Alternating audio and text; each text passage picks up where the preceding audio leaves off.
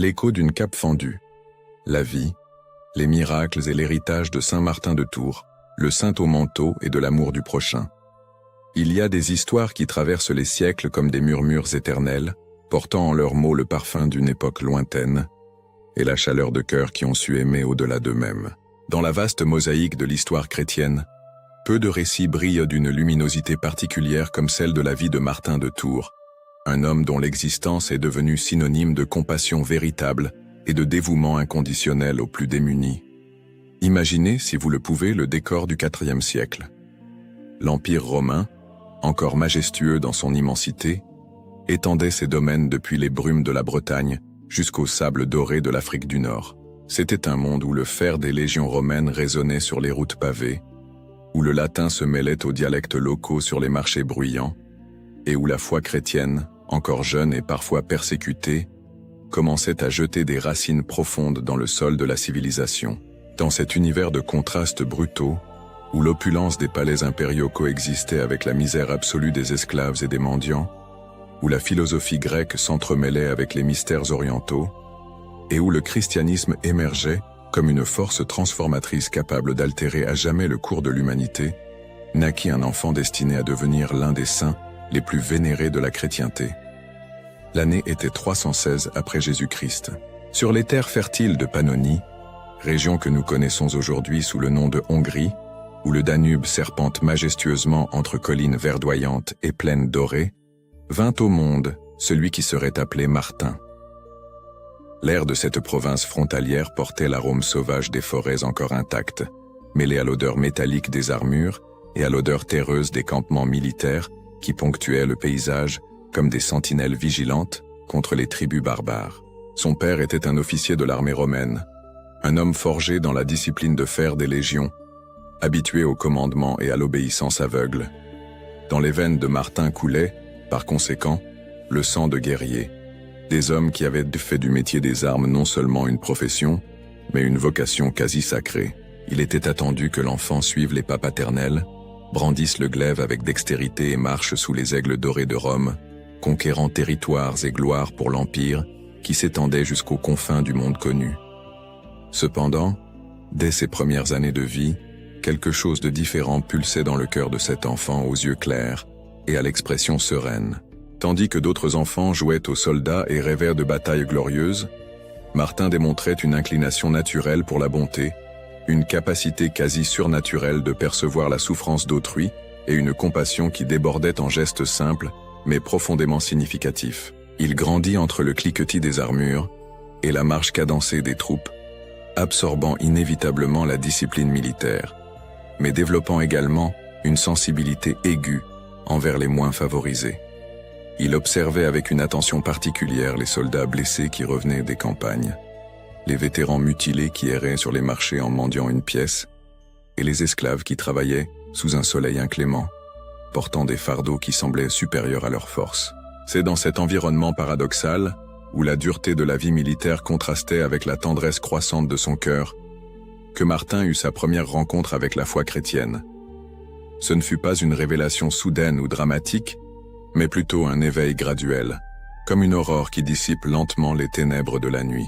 Peut-être fut-ce à travers des conversations murmurées avec quelques serviteurs chrétiens de la maison paternelle, ou qui sait par l'exemple silencieux de soldats qui professaient secrètement la nouvelle foi. Le christianisme, en ses premières années du IVe siècle, portait encore les cicatrices des persécutions récentes.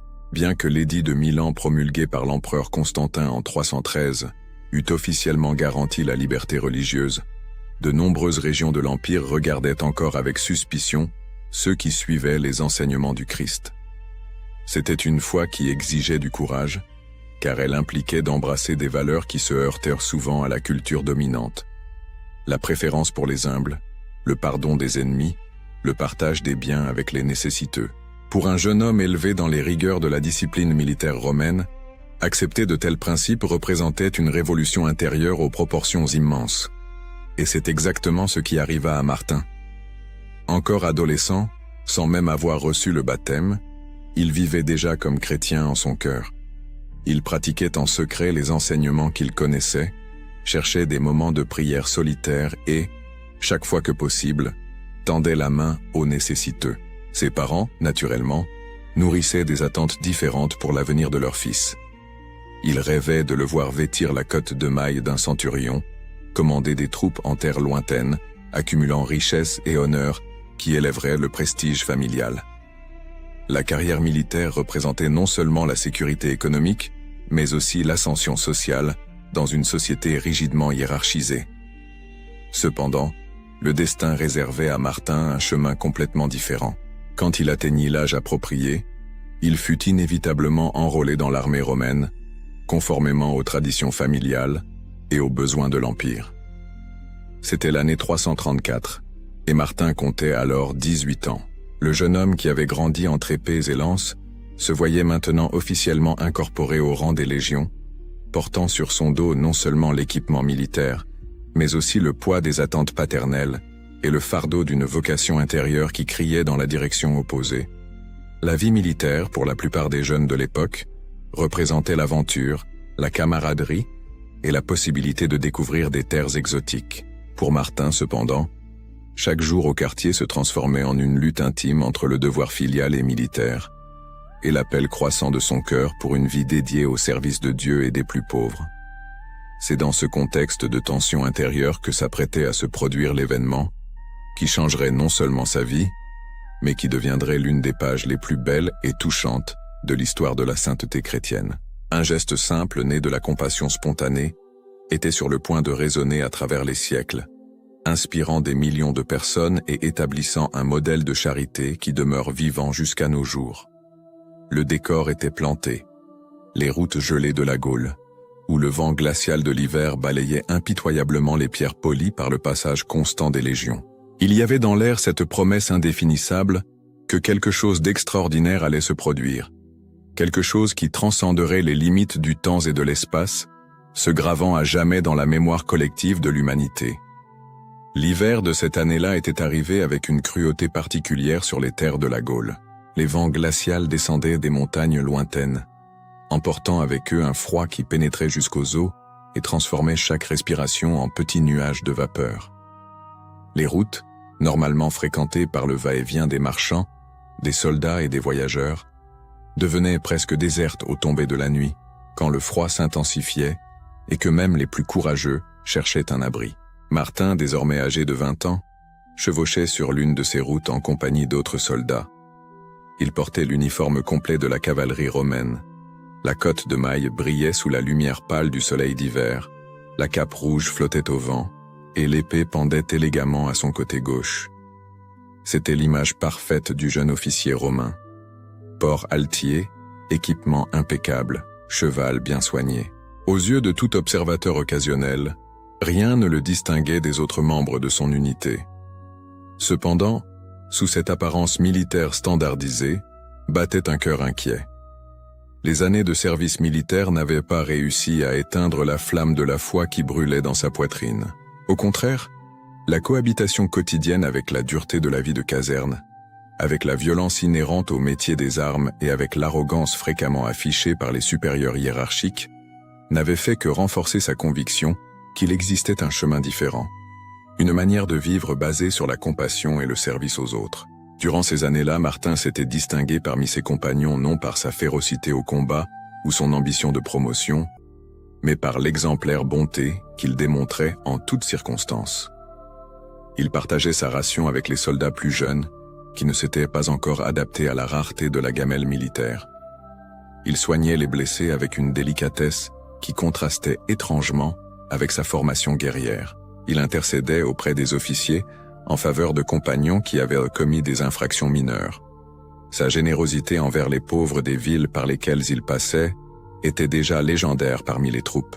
Mais rien de tout cela n'avait préparé le monde à ce qui était sur le point d'arriver en cette froide après-midi d'hiver, quand le destin placerait sur son chemin une opportunité de démontrer que la véritable grandeur humaine ne se mesure pas au pouvoir ou à la richesse, mais à la capacité d'aimer sans réserve.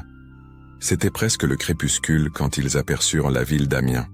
Les tours se dressaient contre le ciel de plomb, promettant la chaleur des logements et la sécurité des murailles. Les soldats éperonnèrent leurs chevaux, désireux d'arriver avant que l'obscurité complète ne rende les rues dangereuses. Martin sentait aussi le froid pénétrer à travers les couches de tissu et de métal qui le protégeaient, mais quelque chose attira son attention alors qu'ils approchaient déjà des portes de la ville. Près de la muraille, dans une position qui le plaçait sur le chemin obligatoire de tous ceux qui entraient ou sortaient d'Amiens, était assis un homme. Ce n'était pas un mendiant ordinaire, de ceux qui pullulaient dans toutes les villes de l'Empire. Cet homme était littéralement nu, à l'exception de quelques haillons qui parvenaient à peine à couvrir ses parties intimes. Son corps décharné tremblait convulsivement de froid, et ses lèvres, bleuies par la basse température, parvenaient à peine à articuler les supplications d'aide qu'il adressait aux passants. La scène était à la fois choquante et familière. Choquante parce que la quasi-nudité de l'homme en plein hiver créait une image de désespoir qui touchait profondément tout cœur un tant soit peu sensible. Familière parce que les mendiants et les indigents étaient une présence constante dans toutes les villes de l'Empire, faisant partie du paysage urbain autant que les statues des empereurs ou les inscriptions commémoratives des triomphes militaires. La réaction typique des soldats face à de tels spectacles de misère était une indifférence étudiée.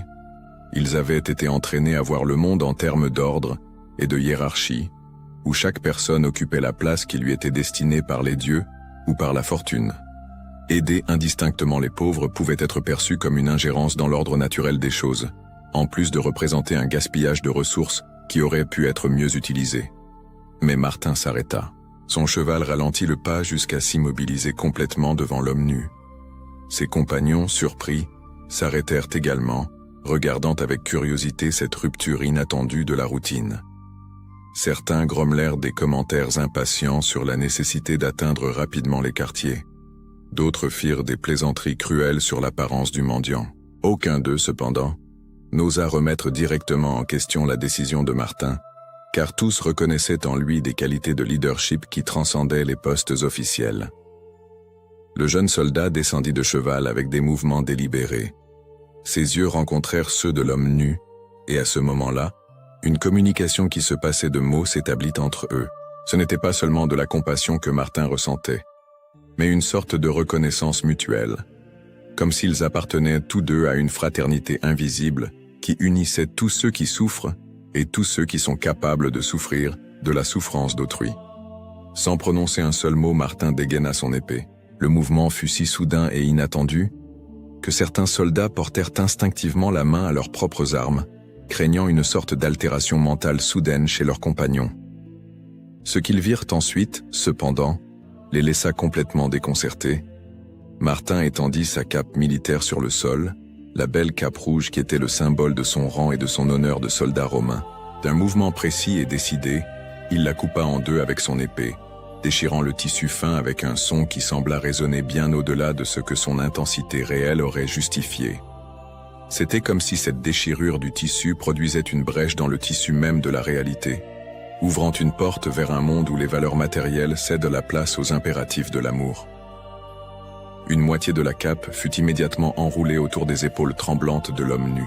Martin le fit avec soin, comme une mère qui emmitoufle un jeune enfant, s'assurant que le tissu couvrait adéquatement le corps transi. L'homme, trop surpris pour parler, ne faisait que regarder alternativement la cape qui le réchauffait et le jeune soldat qui avait accompli ce geste extraordinaire. L'autre moitié de la cape, Martin la posa sur ses propres épaules. L'image était presque comique. Un soldat romain, en uniforme complet, ne portant qu'une moitié de cape. Certains passants rirent discrètement de son apparence insolite. Ses compagnons d'armes secouèrent la tête, considérant cela comme une excentricité de plus de la part du jeune officier, déjà connu pour ses attitudes peu conventionnelles. Mais il y avait quelque chose dans la dignité avec laquelle Martin portait sa demi-cape qui transformait ce qui semblait ridicule en sublime. C'était comme si cette moitié de tissu valait plus que toutes les décorations de l'Empire, comme si elle représentait un honneur plus grand que n'importe quel titre que César aurait pu lui conférer. L'homme nu, désormais réchauffé, parvint enfin à articuler quelques mots de gratitude. Sa voix était rauque de froid et d'émotion, mais chaque syllabe portait une sincérité qui touchait profondément le cœur de celui qui l'entendait. Martin hocha la tête, remonta sur son cheval et continua sa route avec ses compagnons vers les portes d'Amiens, laissant derrière lui un homme transformé par la chaleur inattendue de la générosité humaine. Pendant le reste du trajet jusqu'au quartier, les soldats commentèrent l'épisode avec un mélange d'admiration et de perplexité. Certains louèrent la générosité de Martin, d'autres considérèrent le geste excessif et inutile. Mais tous reconnaissaient qu'ils avaient été témoins de quelque chose d'extraordinaire, quelque chose qui les poussait à remettre en question leurs propres attitudes face à la souffrance d'autrui. Martin, quant à lui, chevauchait en silence, ressentant une paix intérieure qui contrastait avec le froid mordant qui l'atteignait désormais plus intensément à travers la demi-cape. Il n'avait pas planifié ce geste, il avait jailli spontanément de son cœur, comme un fruit mûr qui tombe naturellement de l'arbre. Et il y avait une sensation de plénitude dans cette action, comme s'il avait enfin fait quelque chose qui était en parfaite harmonie avec sa nature la plus profonde. Ils arrivèrent au quartier quand la nuit était déjà tombée. Les soldats se dispersèrent rapidement à la recherche de nourriture chaude et de repos. Martin se rendit également à ses quartiers, où il s'allongea, portant encore la moitié de la cape qui lui restait. Le sommeil le gagna rapidement, épuisé qu'il était par la journée et les émotions du jour.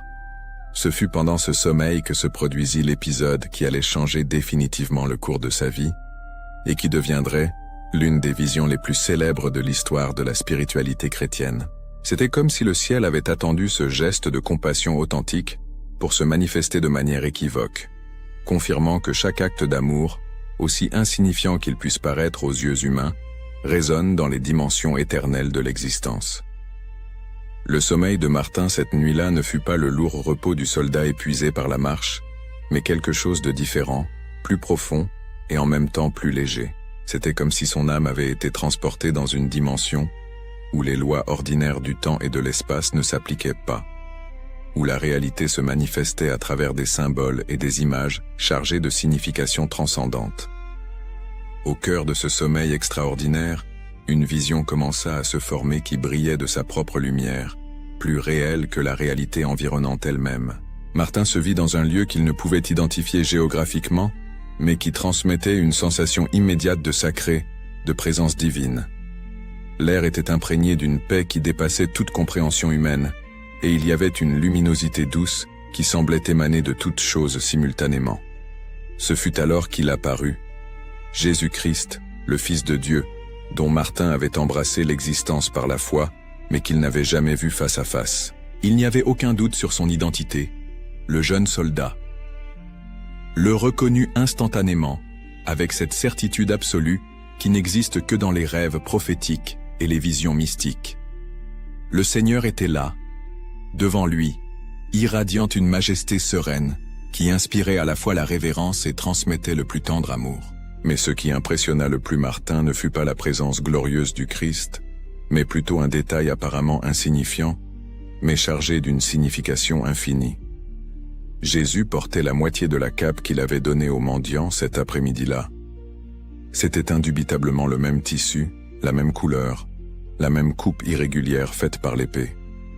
La cape militaire romaine, symbole de pouvoir terrestre, s'était transformée en vêtements célestes. Autour de Jésus, Martin percevait la présence d'innombrables anges, des êtres lumineux qui contemplaient avec une admiration révérencieuse cette moitié de cape. C'était comme si toute la cour céleste était réunie pour célébrer un geste qui, aux yeux humains, pouvait paraître insignifiant, mais qui dans le royaume spirituel avait acquis des dimensions cosmiques. Alors Jésus parla, et sa voix possédait une qualité musicale qui touchait non seulement les oreilles, mais toute la fibre de l'être de Martin. Les paroles résonnèrent avec une clarté cristalline qui resterait gravée à jamais dans la mémoire du jeune soldat. Martin, encore catéchumène, m'a couvert de ce manteau. La phrase était simple, presque dépouillée, mais elle portait des couches profondes de signification. Jésus s'identifiait complètement aux mendiants nus. Il n'y avait pas de distinction entre le Christ glorieux qui apparaissait dans la vision et l'homme misérable qui avait tremblé de froid près des murs d'Amiens. Ce qui avait été fait au plus petit de ses frères, lui avait été fait à lui-même. C'était la confirmation vivante de l'enseignement évangélique que Martin connaissait théoriquement, mais qu'il expérimentait désormais de manière directe et incontestable. Le mot « catéchumène » résonnait d'une manière particulière. Jésus reconnaissait que Martin n'avait pas encore reçu le baptême, qu'il était encore en processus de préparation pour l'initiation chrétienne complète. Mais cela ne diminuait en rien la valeur de son geste. Au contraire, cela semblait l'amplifier. C'était comme si le Christ disait que la charité authentique transcende les rites et les formalités, qu'un cœur sincère vaut plus que toutes les cérémonies officielles. La vision se prolongea suffisamment pour que Martin absorbe complètement son message. Il contempla Jésus portant la moitié de sa cape, comme si c'était le vêtement le plus précieux de l'univers. Il vit les anges admirer ce morceau de tissu déchiré, comme si c'était un bijou d'une valeur inestimable. Il comprit avec une clarté qu'il n'avait jamais expérimentée auparavant, que chaque acte d'amour authentique résonne à travers les dimensions spirituelles, que rien de ce qui est fait avec sincérité ne se perd dans l'économie divine. Peu à peu, la vision commença à s'estomper. La luminosité diminua, les figures devinrent moins nettes, et Martin se sentit doucement ramené au monde ordinaire de la conscience éveillée. Mais quand il ouvrit les yeux, encore dans l'obscurité du logement militaire, il comprit qu'il n'était plus la même personne qui s'était endormie quelques heures auparavant. La transformation était totale et irréversible. C'était comme si une porte, qui n'avait été qu'entr'ouverte dans son cœur, s'était entièrement ouverte, permettant à la lumière divine d'inonder tous les recoins de son âme. La foi, qui jusqu'alors avait été une conviction intellectuelle mêlée de sentiments pieux, était devenue une réalité vivante, palpitante, qui dominait complètement son être. Martin resta longtemps allongé, savourant le souvenir de la vision, et permettant à son message de pénétrer jusqu'aux couches les plus profondes de sa personnalité. Il comprenait maintenant que ce geste apparemment simple de partager le manteau avait été le moment crucial de sa vie, l'instant où il était passé définitivement de l'observation externe de la foi à l'expérience intérieure de l'union avec Dieu. Quand il se leva enfin, l'aube éclairait déjà l'horizon. Ses mouvements avaient une détermination nouvelle, une fermeté qui naissait non de la discipline militaire, mais d'une conviction spirituelle inébranlable. Il savait exactement ce qu'il devait faire. La vision n'avait pas été seulement une confirmation de ses sentiments religieux, mais un appel clair à un changement radical de vie. Sa première décision fut de chercher immédiatement le baptême. Il ne pouvait plus se contenter d'être un catéchumène, quelqu'un qui admirait le christianisme de loin. Jésus s'était digné de lui apparaître personnellement, vêtu de la moitié de son manteau. Comment pourrait-il retarder plus longtemps son incorporation formelle au corps mystique du Christ? Il chercha discrètement des informations sur l'endroit où il pourrait trouver un prêtre disposé à le baptiser. Ce n'était pas une tâche facile dans un environnement militaire, où la religion traditionnelle romaine prédominait encore, et où les manifestations publiques de christianisme étaient vues avec suspicion par les supérieurs hiérarchiques. Mais Martin était déterminé. La vision avait brûlé dans son cœur comme un fer rouge, le marquant pour toujours comme propriété exclusive du Christ. Il trouva finalement un prêtre chrétien qui servait secrètement de chapelain à quelques soldats convertis. L'homme, initialement prudent en raison des répercussions possibles du baptême d'un officier romain, fut impressionné par la sincérité et l'intensité de la foi démontrée par Martin. Après une préparation intensive qui dura plusieurs semaines, durant lesquelles le jeune soldat absorba avec avidité tous les enseignements fondamentaux de la doctrine chrétienne, le jour du baptême arriva enfin. La cérémonie fut célébrée dans une petite église aux environs d'Amiens, aux premières heures de l'aube, quand il y avait moins de risque d'être surpris par les autorités militaires. Martin entra dans les eaux baptismales comme soldat romain et en émergea comme soldat du Christ. La transformation externe était invisible, mais intérieurement une révolution complète s'était produite. À 18 ans, Martin de Tours avait enfin trouvé sa véritable identité. La vision de Jésus portant la moitié de son manteau avait scellé un pacte éternel entre son âme et Dieu. À partir de ce moment, chaque décision de sa vie serait prise à la lumière de cette expérience transcendante. Il avait découvert que la vraie gloire ne se trouvait pas dans les conquêtes militaires ou les trésors terrestres, mais dans le service humble aux plus nécessiteux, où le Christ se révélait de manière plus intime et personnelle. Le manteau partagé était devenu le symbole d'une vie elle aussi partagée, divisée entre ce que le monde attendait de lui et ce que Dieu lui demandait. Et Martin n'avait aucun doute sur la moitié qu'il choisirait pour toujours. Les mois qui suivirent le baptême de Martin furent marqués par une tension croissante entre sa vocation spirituelle et ses obligations militaires. C'était comme vivre en permanence divisé entre deux mondes qui semblaient de plus en plus inconciliables. L'univers des armes, de la discipline de fer et de la violence organisée, et le royaume intérieur de la prière, de la charité et de la quête de la perfection chrétienne. Ses compagnons d'armes commencèrent à remarquer des changements subtils dans son comportement. Martin continuait à remplir scrupuleusement ses devoirs militaires, maintenait la discipline exemplaire qu'il avait toujours caractérisée et démontrait la même compétence technique que d'habitude. Mais il y avait quelque chose de différent dans son attitude face à la vie militaire, une sorte de détachement intérieur qui devenait plus perceptible chaque jour. Pendant les exercices de combat, par exemple, Martin exécutait les mouvements avec une perfection mécanique, mais sans l'énergie combative qui animait les autres soldats. C'était comme s'il participait à une représentation théâtrale, jouant un rôle qui ne correspondait plus à sa véritable nature. Ses coups étaient techniquement corrects, mais dépourvus de cette soif de victoire qui caractérise le vrai guerrier. Plus évidente encore était son attitude face à la violence. Chaque fois que possible, il évitait les situations qui pourraient entraîner un bain de sang. Quand il était affecté à des missions de répression de troubles civils ou de perception d'impôts dans des villages rebelles, il cherchait à résoudre les conflits par la persuasion et la diplomatie, obtenant fréquemment des résultats qui surprenaient ses supérieurs par leur efficacité pacifique. Ses moments libres étaient consacrés presque exclusivement à la prière et à l'étude des Écritures. Il avait réussi à acquérir quelques manuscrits des Évangiles, qu'il étudiait avec l'intensité d'un érudit et la dévotion d'un mystique. Chaque parabole de Jésus acquérait dans son esprit des dimensions pratiques immédiates.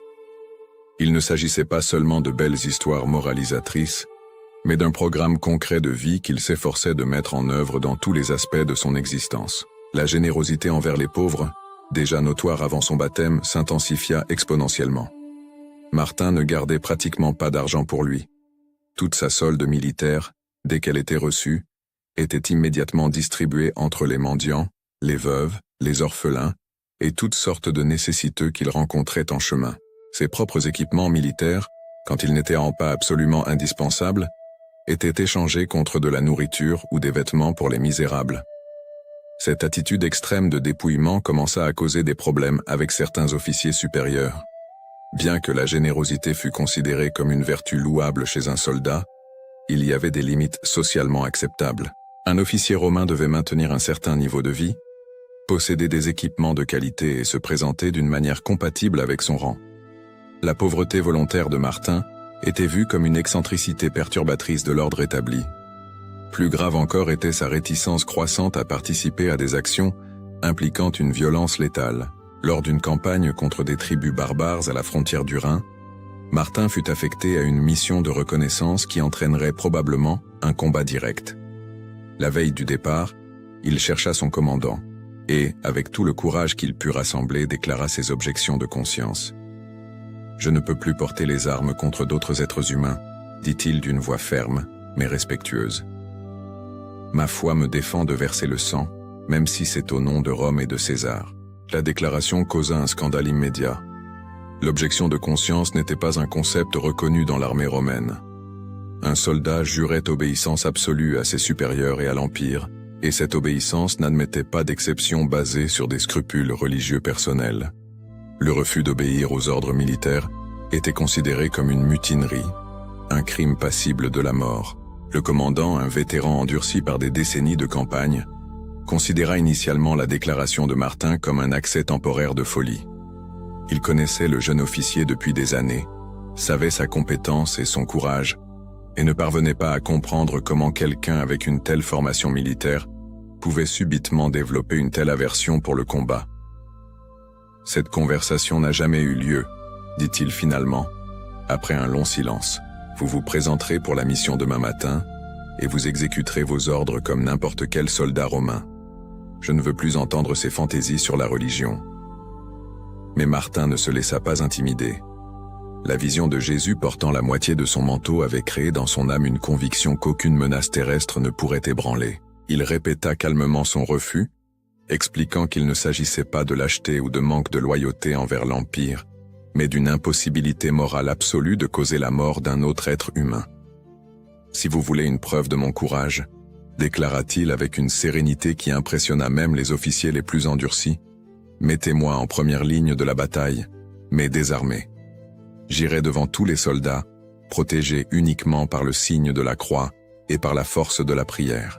Vous verrez que ce n'est pas la peur qui motive mon refus, mais la foi. Cette proposition audacieuse laissa tout le monde perplexe. C'était simultanément une démonstration de courage extraordinaire et une provocation inacceptable à l'ordre militaire. Aucun commandant romain ne pourrait accepter qu'un soldat entre au combat désarmé, invoquant une protection divine. Ce serait un précédent dangereux qui pourrait contaminer toute la discipline militaire. La controverse parvint aux oreilles du général lui-même, qui convoqua Martin pour une audience privée. C'était un homme pragmatique, plus intéressé par l'efficacité militaire que par les questions religieuses, mais suffisamment expérimenté pour reconnaître la sincérité quand il la voyait. « Jeune homme, dit-il après avoir patiemment écouté toutes les explications de Martin, je comprends que votre nouvelle foi soit importante pour vous. Mais un soldat ne peut choisir quand et comment servir. Soit il sert entièrement, soit il ne sert pas. » C'est alors que Martin prononça les mots qui scellèrent définitivement sa rupture avec la vie militaire. « Alors, je cesse de servir. Jusqu'à ce jour, j'ai été soldat de César. Désormais, je serai soldat du Christ. » Le silence qui suivit cette déclaration semblait porter le poids d'une décision historique. Martin venait de renoncer volontairement à une carrière militaire prometteuse, à une position sociale respectée et à tous les avantages matériels que le service à l'Empire aurait pu lui procurer. En échange, il avait choisi un avenir incertain, guidé uniquement par la foi en un Dieu que les puissants de ce monde méprisaient souvent. Le général, après une longue pause, hocha la tête. Il n'y avait pas de ressentiment dans son geste, mais une sorte d'admiration réticente pour cette démonstration de cohérence personnelle. « Qu'il en soit ainsi, » dit-il simplement.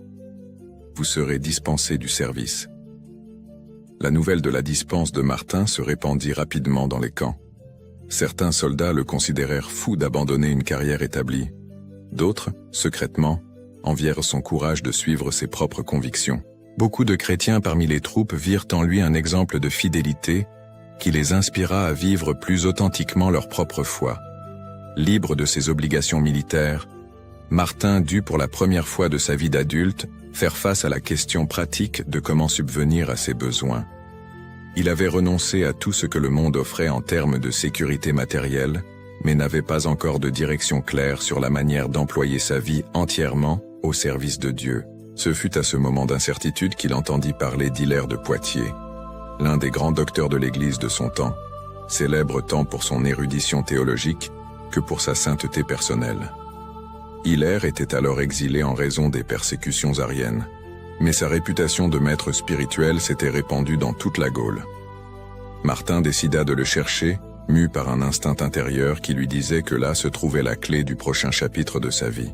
Le voyage jusqu'à Poitiers fut long et semé d'embûches, mais aussi marqué par des expériences qui confirmèrent sa conviction de suivre le bon chemin. Durant le voyage, ses dons surnaturels commencèrent à se manifester de manière plus évidente. Dans un village où il passa la nuit, il rencontra une enfant gravement malade, condamnée par les médecins locaux. Mu par une compassion irrésistible, Martin passa la nuit entière en prière près du lit de la fillette. Au lever du jour, la fièvre était complètement tombée, et l'enfant était parfaitement guéri. La nouvelle du miracle se répandit rapidement, et lorsque Martin voulut poursuivre son voyage, il se retrouva entouré d'une foule de personnes qui cherchaient la guérison pour toutes sortes de maladies. Ce n'était pas ce qu'il désirait. La réputation de thaumaturge pouvait se transformer en un piège de vanité spirituelle. Il profita de l'aube pour s'échapper secrètement du village, laissant derrière lui des gens qui le vénéraient comme un saint. Cet épisode lui enseigna une leçon précieuse sur les dangers des dons extraordinaires. Il comprit que les miracles ne devaient pas être recherchés pour eux-mêmes, mais acceptés avec humilité lorsque Dieu les accordait pour le bien des âmes. À partir de ce moment-là, chaque fois que possible, il cherchait à garder secrètes ses interventions surnaturelles. Quand il arriva enfin à Poitiers, Hilaire était revenu d'exil. La rencontre entre les deux hommes fut immédiate et profondément significative. Hilaire, avec son expérience spirituelle aiguisée, reconnut instantanément en Martin une âme spécialement touchée par la grâce divine. Martin, à son tour, trouva dans le vénérable évêque exactement le guide spirituel qu'il cherchait. « Mon fils », dit Hilaire après avoir écouté toute l'histoire de la conversion et des premiers pas spirituels de Martin, « Dieu a des plans spéciaux pour vous, mais il faut de la préparation, de la discipline et beaucoup de croissance intérieure avant que ces plans ne se manifestent pleinement. » Sous la direction d'Hilaire, Martin commença une période intensive de formation spirituelle et intellectuelle. Il étudia les Écritures avec une profondeur systématique, se plongea dans la théologie des pères de l'Église, apprit les principes de la vie ascétique et approfondit la pratique de la prière contemplative. Mais la caractéristique la plus marquante de cette période fut le développement de sa vocation érémitique. Martin se sentait irrésistiblement attiré par la solitude, non par misanthropie ou fuite des responsabilités, mais par un besoin viscéral de silence et de recueillement, où il pourrait cultiver son union avec Dieu sans les distractions du monde. Avec la bénédiction d'Hilaire, il s'établit comme ermite dans une grotte aux alentours de Poitiers. C'était un lieu sauvage et austère, où les conditions de vie étaient délibérément rigoureuses.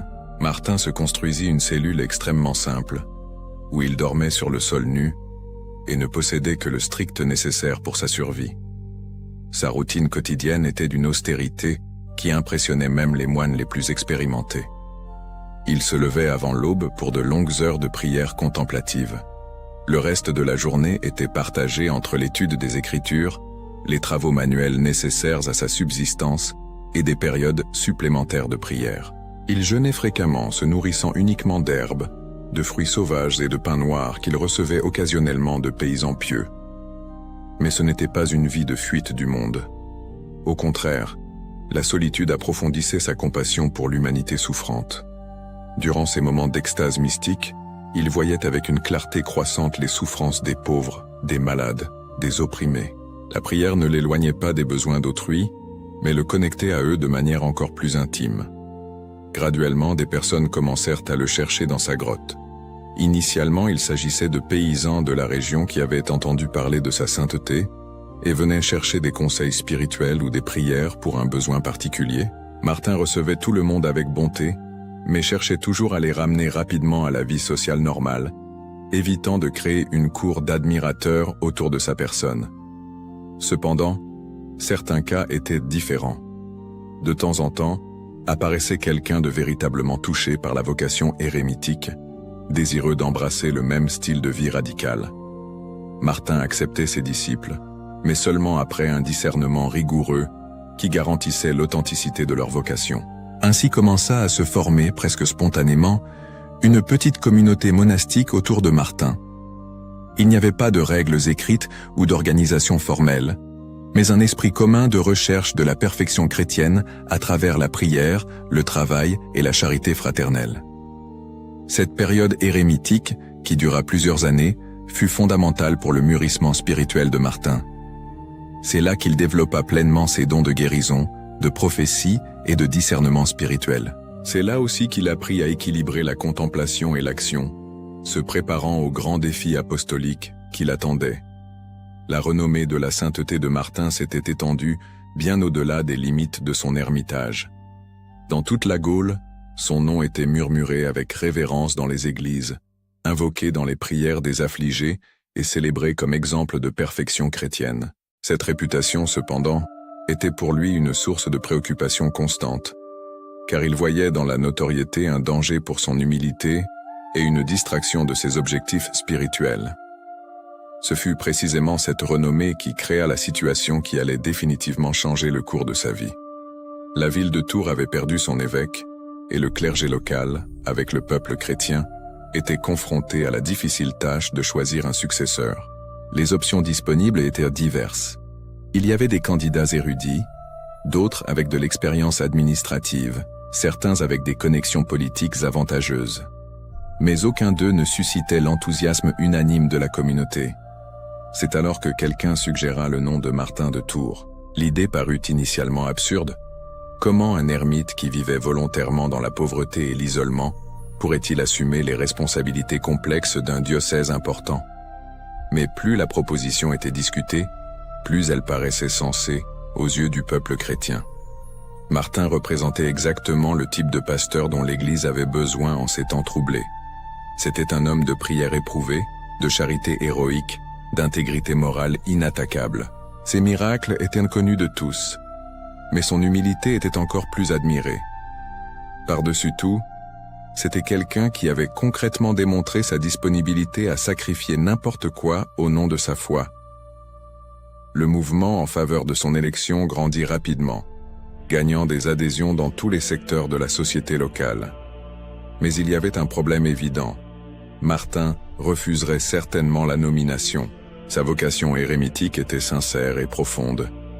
Et il avait déjà démontré à plusieurs reprises son aversion pour les positions de premier plan public. La solution trouvée fut un stratagème qui, bien que discutable dans ses méthodes, se révéla génial dans ses résultats. Un groupe de citoyens de Tours se rendit à l'ermitage de Martin avec une histoire dramatique concernant un malade mourant qui demandait d'urgence sa présence pour recevoir les derniers sacrements. Le cas fut présenté de manière si émouvante et urgente que Martin ne put refuser. Il accompagna immédiatement les émissaires jusqu'à Tours, préoccupé uniquement d'arriver à temps pour consoler le supposé agonisant. Quelle ne fut pas sa surprise de découvrir, une fois à l'intérieur des murs de la ville, qu'il avait été attiré par une ruse bien intentionnée. Il n'y avait aucun malade, seulement une foule enthousiaste qui l'acclamait comme futur évêque. La réaction initiale de Martin était faite d'indignation et de protestation véhémente. Il considérait la mascarade comme une violation de sa confiance et une tentative inacceptable de le forcer à une position qu'il ne désirait pas.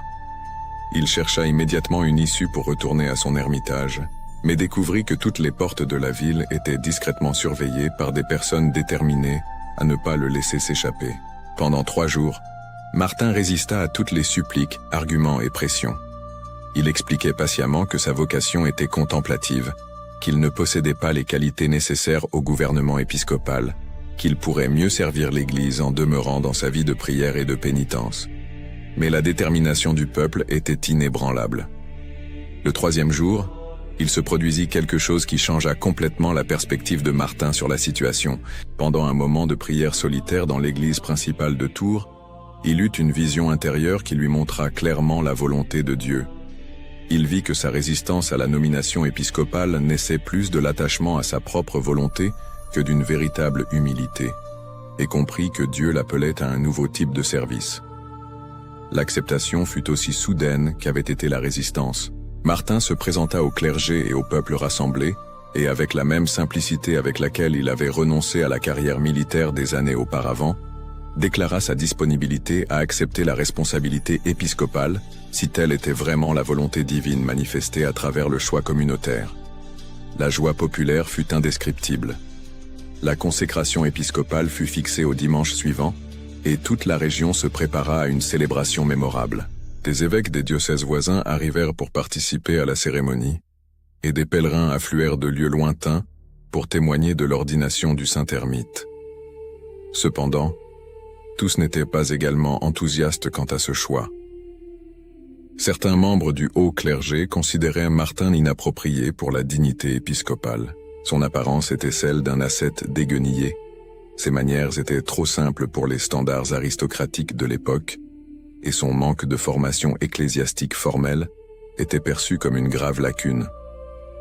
L'un de ses critiques manifesta publiquement ses réserves pendant la cérémonie de consécration elle-même, citant un verset biblique sur l'apparence méprisable de Martin. Le commentaire, fait à voix haute, causa un moment de tension inconfortable.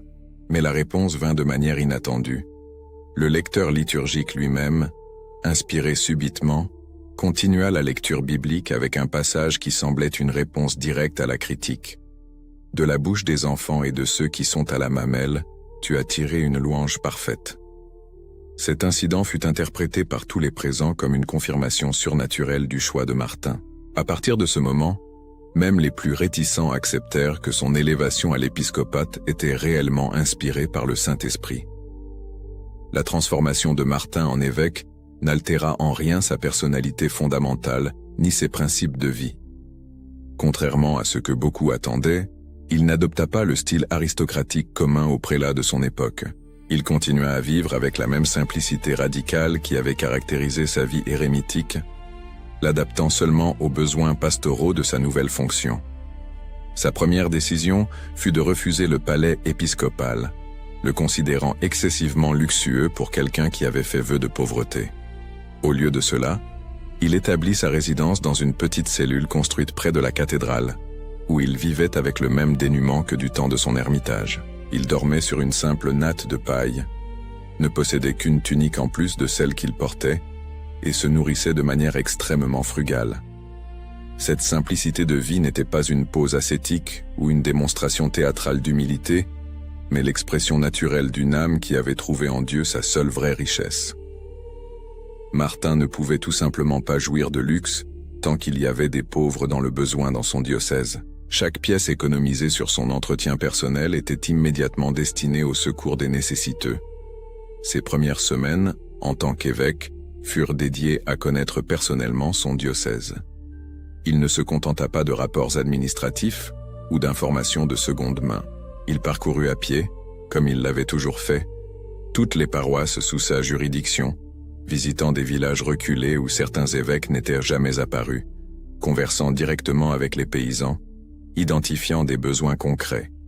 Ce qu'il découvrit fut une réalité pastorale complexe et exigeante. Dans de nombreuses régions rurales, le christianisme était encore superficiel, mêlé à des pratiques païennes ancestrales. Il y avait des communautés entières où les temples païens continuaient de fonctionner côte à côte avec les églises chrétiennes, et où les habitants pratiquaient une religion syncrétique qui combinait des éléments des deux traditions. Martin comprit immédiatement que ce ne serait pas par des décrets autoritaires ou des impositions administratives qu'il parviendrait à évangéliser efficacement son troupeau. La conversion authentique ne pourrait naître que du témoignage personnel et de l'amour concret démontré par des actions pratiques. Il développa alors une stratégie pastorale révolutionnaire pour son époque.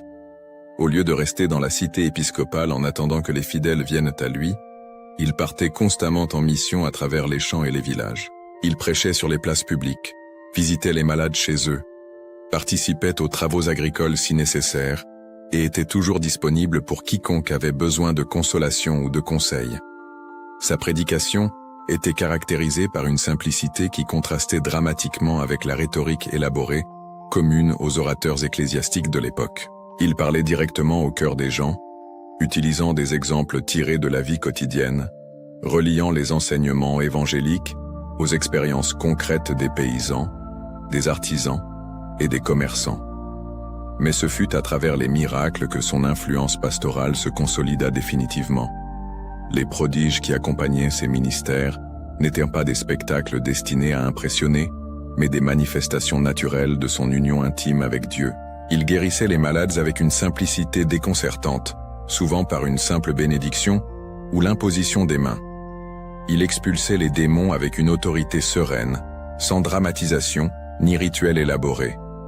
L'un des épisodes les plus célèbres de son épiscopat se produisit lors d'une visite dans un village où fonctionnait encore un ancien temple païen dédié à Jupiter. Le lieu était considéré comme sacré par les habitants locaux, qui résistaient à toute tentative de christianisation.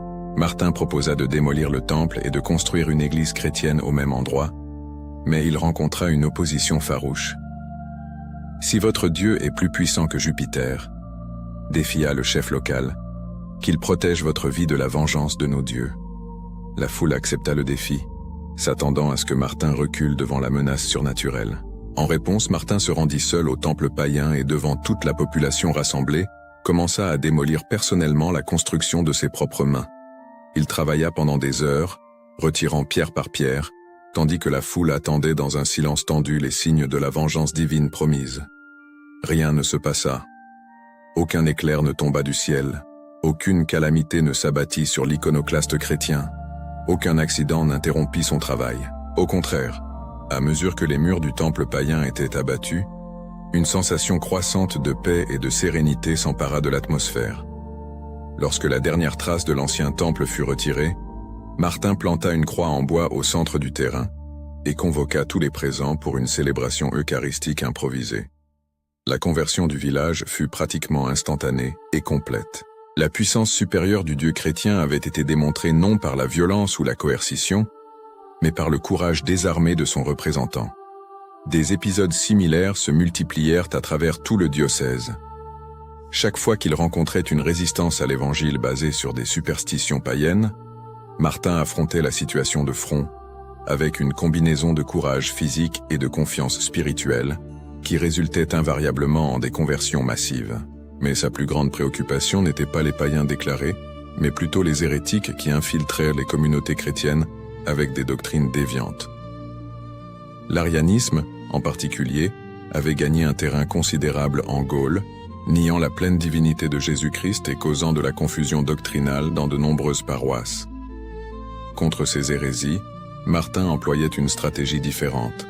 Au lieu de confrontations publiques ou de débats théologiques élaborés, il préférait la catéchèse patiente et systématique. Il organisait des cours de formation doctrinale pour le clergé local, enseignait personnellement les fondements de la foi aux fidèles les plus simples et écrivait des lettres pastorales qui circulaient largement, clarifiant les points controversés avec un langage accessible. Les miracles qui accompagnaient le ministère épiscopal de Martin étaient si nombreux et extraordinaires que sa renommée se répandit bien au-delà des frontières de son diocèse. Des pèlerins arrivaient de toute l'Europe pour solliciter ses prières, et chaque jour apportait de nouveaux témoignages de guérison, de libération et de prodiges qui défiaient toute explication naturelle. Ce qui impressionnait le plus les témoins contemporains n'était pas seulement la fréquence des miracles, mais la naturalité avec laquelle Martin les accomplissait. Il n'y avait pas de théâtralité, d'invocations élaborées ou de rituels compliqués. C'était comme si le surnaturel était pour lui aussi quotidien que respirer ou marcher. L'un des cas les plus documentés impliqua la résurrection d'un jeune catéchumène qui était mort subitement avant de recevoir le baptême. La famille, désespérée à l'idée que son fils meure sans le sacrement, chercha Martin en implorant son intervention. L'évêque trouva le corps déjà froid et rigide, mort depuis plusieurs heures. Sans montrer de surprise ou d'hésitation, Martin demanda à tous de se retirer de la pièce, le laissant seul avec le défunt. Pendant 2 heures, il resta en prière silencieuse auprès du corps. Ceux qui attendirent dehors rapportèrent plus tard qu'une lumière étrange émanait de la chambre et qu'un parfum inexplicable, semblable à l'arôme de rose, se répandait dans la maison. Quand il ouvrit enfin la porte, Martin était accompagné du jeune homme, parfaitement vivant et en bonne santé. Le jeune homme raconta qu'il avait vécu un passage par des régions d'une beauté indescriptible, où des êtres lumineux lui avaient expliqué que ce n'était pas encore son heure de partir définitivement, car Dieu avait des plans spéciaux pour sa vie terrestre. L'affaire fit sensation dans toute la région, mais Martin interdit expressément qu'elle soit largement divulguée, craignant que la recherche de miracles spectaculaires ne détourne l'attention des gens de la véritable essence de l'Évangile. Son attitude face à ses propres dons surnaturels était toujours d'une profonde humilité et d'une constante orientation de la gloire vers Dieu. Un autre épisode marquant survint lors d'une terrible épidémie qui s'abattit sur Tours et les régions voisines. La maladie que les médecins de l'époque ne parvenaient ni à identifier ni à traiter se propageait rapidement, provoquant forte fièvre, délire et souvent la mort. La panique s'empara de la population, et beaucoup abandonnèrent les villes à la recherche de refuge à la campagne. Martin, naturellement, refusa de fuir. Au contraire, il intensifia ses visites aux malades, passant des journées entières dans les quartiers les plus touchés, consolant des familles désespérées et administrant les derniers sacrements à ceux qui n'avaient plus d'espoir de guérison. Lors d'une de ces visites, il trouva une maison où toute une famille avait succombé à la maladie, à l'exception d'une petite fille de quelques années qui agonisait seule, abandonnée par les voisins qui craignaient la contagion. Martin n'hésita pas à entrer, prit l'enfant dans ses bras et l'emmena à sa propre résidence épiscopale. Pendant 3 jours et 3 nuits, il s'occupa personnellement de la fillette, qui alternait entre l'inconscience fébrile et des moments de délire effrayants. Martin ne quittait pas le lit improvisé, la nourrissant goutte à goutte, lui rafraîchissant le front avec des linges humides, et maintenant une constante veillée de prière. Au matin du 4e jour, la fièvre céda complètement. La fillette se réveilla lucide et en bonne santé, comme si elle n'avait jamais été malade. Plus extraordinaire encore, à partir de ce moment, l'épidémie commença à régresser dans toute la région. Les nouveaux cas devinrent rares, et les malades existants entamèrent une récupération étonnamment rapide. Médecins et autorités civiles cherchèrent des explications rationnelles à la subite amélioration de la situation sanitaire, mais la population n'avait aucun doute sur la cause. Les prières et la charité de leur évêque avaient obtenu de Dieu l'interruption du fléau. De tels événements se multipliaient constamment. Des aveugles retrouvaient la vue en recevant sa bénédiction, des sourds retrouvaient l'ouïe après ses prières, des paralytiques marchaient après avoir été touchés par ses mains. Mais Martin insistait toujours sur le fait que les vrais miracles n'étaient pas les guérisons physiques spectaculaires, mais plutôt les conversions sincères, les réconciliations familiales, les pardons généreux et tous les signes de transformation spirituelle qu'il observait quotidiennement dans son diocèse. Sa réputation de thaumaturge parvint aux oreilles de l'empereur lui-même, qui manifesta le désir de le connaître personnellement. L'invitation impériale était techniquement un ordre qui ne pouvait être refusé, mais Martin fit face à la perspective de cette visite à la cour avec une évidente réticence. Il connaissait bien les dangers spirituels qui entouraient les centres de pouvoir politique. La flatterie constante, l'atmosphère d'intrigue et d'ambition, la tendance à utiliser la religion comme instrument de légitimation politique, tout cela représentait de sérieuses menaces pour l'intégrité spirituelle de tout clerc. Quand il se présenta enfin à la cour impériale, son apparence fit sensation. Au milieu du luxe ostentatoire du palais, des costumes élaborés des courtisans et de l'étiquette raffinée de l'aristocratie, Martin apparaissait comme une figure d'un autre monde. Il portait la même simple tunique que d'habitude, marchait avec la simplicité naturelle d'un paysan et parlait avec la franchise directe de quelqu'un qui n'avait rien à gagner ou à perdre avec des faveurs politiques. L'empereur, d'abord méfiant face à tant de simplicité, fut vite fasciné par la personnalité de Martin. Durant les conversations privées qu'ils eurent, l'évêque démontra une sagesse pratique et une profonde compréhension de la nature humaine qui impressionnèrent profondément le souverain. Plus important encore, Martin n'hésita pas à confronter l'empereur sur des questions de justice sociale et de responsabilité morale. Il parla ouvertement des devoirs des gouvernants envers les sujets les plus pauvres, critiqua les politiques qu'il considérait comme préjudiciables au bien commun, et insista sur la nécessité que le pouvoir politique se subordonne aux principes éthiques supérieurs. Les dernières années de la vie de Martin furent marquées par une intensification de son activité pastorale et par un approfondissement encore plus grand de sa vie spirituelle. Déjà octogénaire, mais conservant une énergie surprenante, il continuait à parcourir son diocèse à pied, prêchant, guérissant les malades et consolidant la foi chrétienne dans des régions où elle était encore fragile. Il avait fondé des monastères qui devinrent des centres d'irradiation spirituelle et culturelle, formant des générations de moines qui porteraient son exemple et ses enseignements dans toute l'Europe. Le plus célèbre de ces monastères, Marmoutier, attirait des disciples de tous les coins du continent, désireux d'apprendre les secrets de la vie contemplative sous la direction du Saint-Évêque. La règle de vie qu'il établit pour ses moines était caractérisée par la même simplicité radicale qui avait marqué toute son existence. Pas d'élaboration théorique compliquée ni de réglementation minutieuse, mais des principes pratiques basés sur l'Évangile. Prière constante, travail manuel, étude des Écritures, charité fraternelle et service des pauvres. Ses disciples rapportaient que, même à un âge avancé, Martin maintenait une routine ascétique qui défiait des hommes beaucoup plus jeunes. Il se levait avant tous pour les prières matinales, participait personnellement aux travaux les plus lourds du monastère, jeûnait avec une fréquence qui inquiétait ses fidèles et ne dormait que le strict minimum nécessaire pour maintenir ses forces physiques. Mais la caractéristique la plus marquante de ces dernières années fut le développement de dons prophétiques de plus en plus évidents. Il avait des visions sur l'avenir de l'Église, prévoyait des événements politiques importants et avertissait fréquemment les communautés de dangers imminents qui finissaient par se confirmer avec une précision impressionnante. L'une de ses prophéties les plus célèbres concernait l'expansion du christianisme. En extase mystique, il vit clairement que la foi chrétienne se répandrait sur des continents encore inconnus, traverserait des océans immenses et atteindrait des peuples dont personne n'avait jamais entendu parler. Il décrivit avec des détails surprenants des missionnaires naviguant sur des embarcations plus grandes que n'importe quel navire connu, prêchant l'Évangile dans des terres où le soleil se levait différemment et où existaient des peuples à la peau sombre qui adorèrent le Christ avec des danses et des chants inconnus en Europe. Cependant, ce qui préoccupait le plus Martin dans ces dernières années n'étaient pas les visions glorieuses de l'avenir, mais la situation présente de son diocèse. Il percevait que certains secteurs du clergé commençaient à s'installer, perdant la ferveur initiale de la conversion.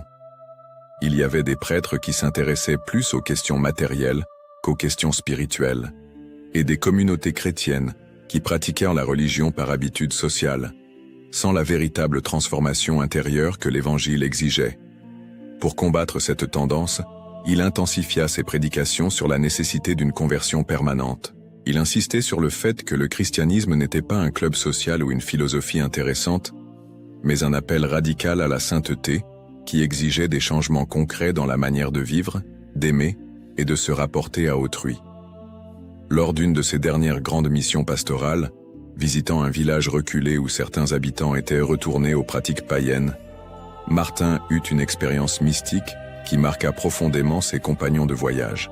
Au milieu de la prédication, il cessa subitement de parler et resta immobile, les yeux fixés sur quelque chose que lui seul pouvait voir. Pendant de longues minutes, il resta dans cet état, tandis que la foule attendait dans un silence respectueux. Quand il retrouva enfin sa conscience ordinaire, son visage brillait d'une lumière intérieure qui impressionna tous les présents.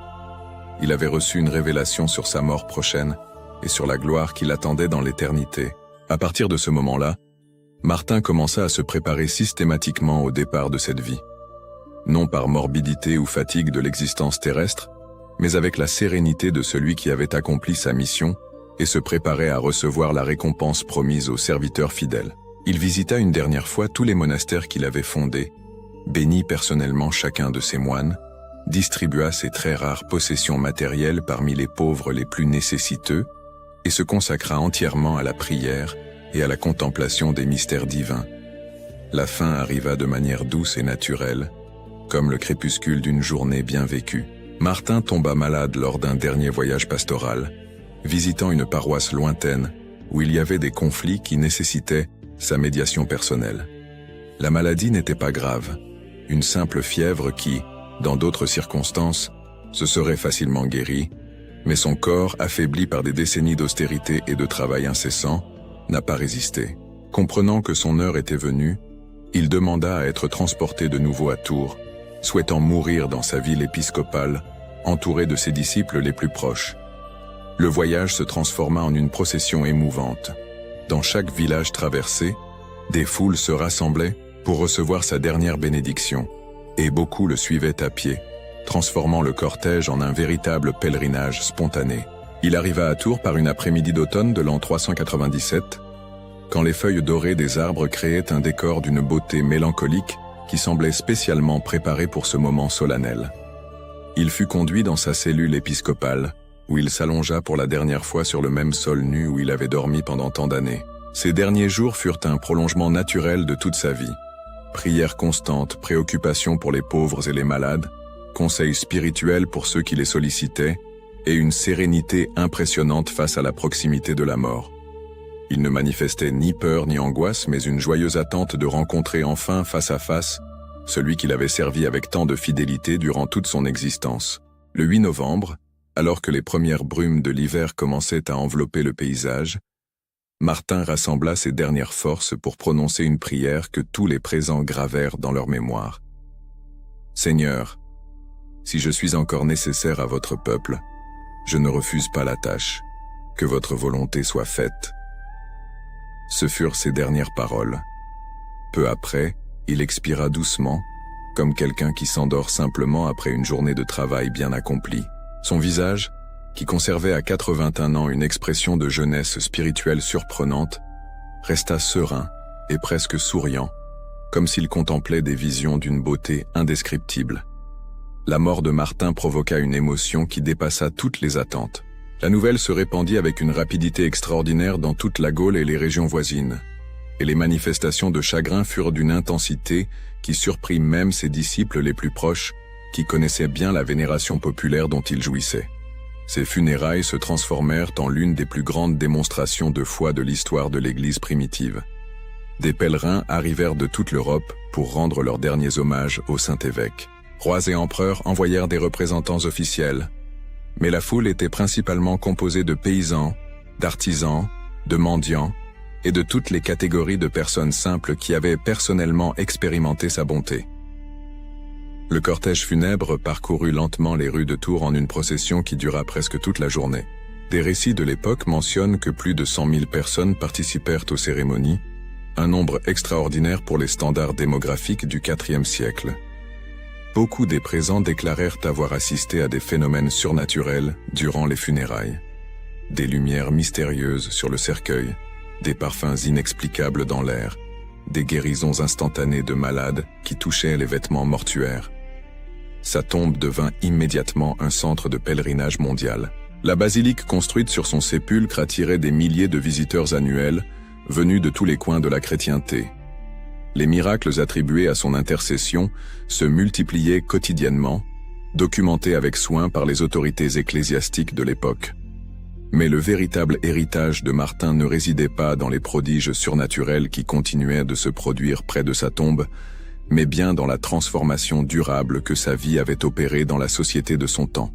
Il avait concrètement démontré qu'il était possible de vivre l'Évangile de manière intégrale, sans compromis ni accommodement avec les valeurs mondaines. Son influence sur la formation du christianisme européen fut immense et durable. Les monastères qu'il fonda devinrent des centres de culture et de spiritualité qui préservèrent la civilisation chrétienne durant les siècles tumultueux qui suivirent. Ces méthodes d'évangélisation, basées sur le témoignage personnel, la charité pratique et le respect de la dignité de chaque personne, établirent des standards missionnaires qui influencèrent des générations postérieures d'évangélisateurs. La dévotion à Saint Martin se répandit rapidement dans toute l'Europe. Plus de 4000 églises et communautés furent placées sous sa protection, un nombre qui témoigne de la profonde pénétration de son culte dans la religiosité populaire. Spécialement en France, il devint pratiquement le saint national, vénéré comme le modèle parfait de la charité chrétienne. L'histoire du manteau partagé se transforma en l'un des récits les plus aimés de la tradition chrétienne, transmis de génération en génération, comme le symbole parfait de l'amour du prochain. L'image de Martin partageant son manteau avec le mendiant nu devint une icône universelle de la générosité, reproduite dans d'innombrables œuvres d'art, vitraux de cathédrales, sculptures et peintures qui décorent les églises du monde entier. Ce qui impressionne le plus dans la figure de Saint Martin, c'est la cohérence absolue entre ses convictions et ses actions. Il ne fut pas un saint de belles paroles ou de théories élevées, mais de gestes concrets qui traduisirent l'Évangile en réalité vécue. Chaque épisode de sa biographie révèle un homme qui avait profondément compris le sens de l'existence chrétienne, aimer Dieu à travers le service inconditionnel envers les frères les plus nécessiteux. Sa vie enseigne que la sainteté n'est pas un privilège de personnes spéciales ou un objectif inatteignable pour les chrétiens ordinaires, mais le destin naturel de toute personne qui accepte de prendre au sérieux les enseignements de Jésus-Christ. Martin avait été soldat, ermite et évêque, mais dans toutes ses fonctions, il avait maintenu la même attitude fondamentale, la disponibilité totale à servir. 17 siècles après sa mort, Saint Martin de Tours continue d'être invoqué comme patron de la charité, protecteur des pauvres et modèle de vie chrétienne authentique. Sa fête, célébrée le 11 novembre, marque traditionnellement le début de l'hiver en Europe, époque où son souvenir prend une signification spéciale, comme invitation à la solidarité avec ceux qui souffrent du froid, de la faim et de toute forme de besoin. Le manteau partagé de Saint Martin est devenu le symbole éternel que le véritable amour trouve toujours des formes concrètes pour se manifester, qu'aucun geste de bonté n'est trop petit pour être significatif, et que le Christ demeure présent dans le monde à travers ceux qui, comme le saint soldat de Tours, ont le courage de partager leur propre manteau pour réchauffer le cœur de l'humanité souffrante. Ainsi vécut et mourut Martin de Tours, le saint du manteau et de l'amour du prochain, laissant aux générations futures le témoignage lumineux qu'il est possible de transformer le monde à travers la force simple, mais révolutionnaire, de la charité chrétienne vécue sans réserve. Prière. Ô glorieux Saint Martin de Tours, soldat du Christ et pasteur du peuple, vous qui avez partagé votre manteau pour réchauffer un pauvre et avez été récompensé par la vision de Jésus lui-même, intercédez pour nous auprès du Père Céleste. Vous qui avez délaissé les gloires militaires pour servir le roi des rois, Enseignez-nous à renoncer aux vanités du monde et à ne chercher que la volonté de Dieu. Saint évêque qui marchait à pied à travers les villages portant l'Évangile aux plus humbles, inspirez dans nos cœurs la même charité ardente qui vous animait. Vous qui guérissiez les malades d'une simple bénédiction et ressuscitiez les morts par le pouvoir de la prière, obtenez-nous les grâces dont nous avons besoin, spécialement la guérison de nos infirmités spirituelles et corporelles.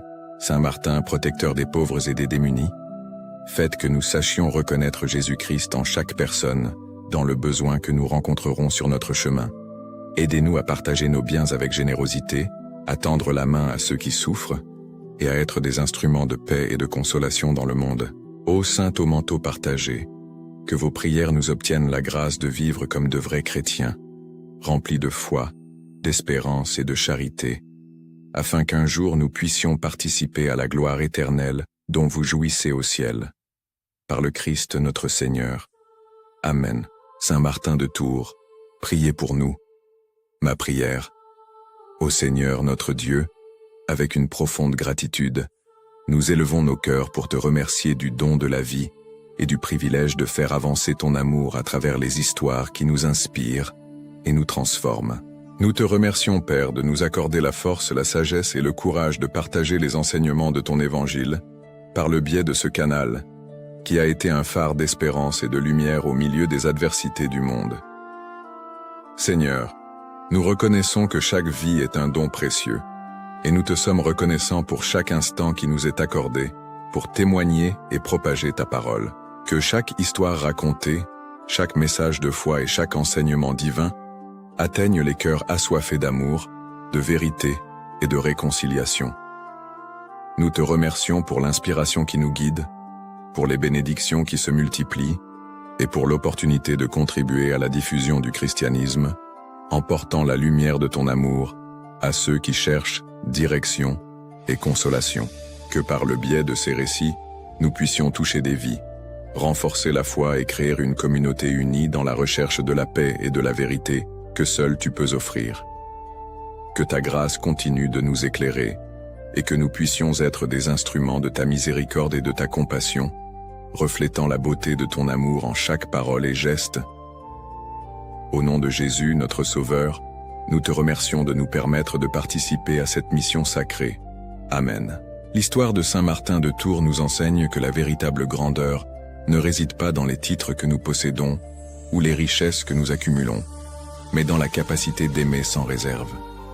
Ce soldat romain devenu saint montre qu'un simple geste de bonté peut résonner à travers les siècles, transformant non seulement la vie de celui qui reçoit l'amour, mais surtout celle de celui qui l'offre. Quand Martin a partagé son manteau en deux par cette froide nuit d'hiver, il n'a pas seulement réchauffé le corps d'un mendiant nu, il a révélé au monde que le Christ est présent en chaque personne qui souffre, attendant notre compassion. La vision qu'il a eue de Jésus portant la moitié de son manteau confirme une vérité profonde. Chaque acte de charité sincère est une rencontre réelle avec le divin. La vie de Saint Martin nous invite chacun à examiner notre propre cœur. Combien de manteaux possédons-nous qui pourraient réchauffer quelqu'un qui a froid? Combien d'occasions de servir laissons-nous passer parce que nous sommes trop occupés par nos propres préoccupations? Le saint de Tours nous rappelle que le vrai bonheur ne vient pas de ce que nous gardons pour nous, mais de ce que nous partageons avec les autres. Sa trajectoire, de soldat à ermite, d'ermite à évêque, montre que Dieu peut utiliser n'importe qui en toutes circonstances pour accomplir de grandes œuvres. Peu importe notre profession, notre âge ou notre condition sociale, nous sommes tous appelés à la sainteté par l'amour concret du prochain. Saint Martin n'a pas été saint parce qu'il accomplissait des miracles extraordinaires, mais parce qu'il vivait l'ordinaire d'une manière extraordinaire.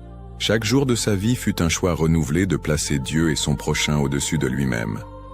C'est la recette de la sainteté. Un amour sans mesure, un service inlassable, une générosité sans limite. Dans ce monde où l'individualisme et le matérialisme semblent dominer, la figure de Saint Martin apparaît comme un phare d'espérance. Il nous rappelle qu'il est encore possible de vivre les valeurs de l'Évangile de manière radicale et joyeuse, que la charité peut transformer les cœurs et que l'amour est la seule force capable de vraiment changer le monde. Si cette histoire a touché votre cœur, n'oubliez pas de vous abonner à la chaîne Histoire sacrée, la vie des saints, partager cette vidéo avec vos amis et votre famille, et de laisser votre j'aime afin que plus de personnes puissent découvrir ces parcours de foi inspirants. Nous aimerions savoir de vous. Quelle attitude de Saint Martin vous a le plus inspiré? Était-ce son courage de quitter sa carrière militaire pour ses convictions, son extrême générosité envers les pauvres, ou son humilité à accepter d'être évêque, même s'il ne désirait pas cette fonction? Dites-nous dans les commentaires comment l'histoire de ce saint peut inspirer des changements dans votre propre vie. Et n'oubliez pas de regarder la vidéo spécialement sélectionnée pour vous qui apparaît ici en haut. Un nouveau voyage de foi et d'inspiration vous attend.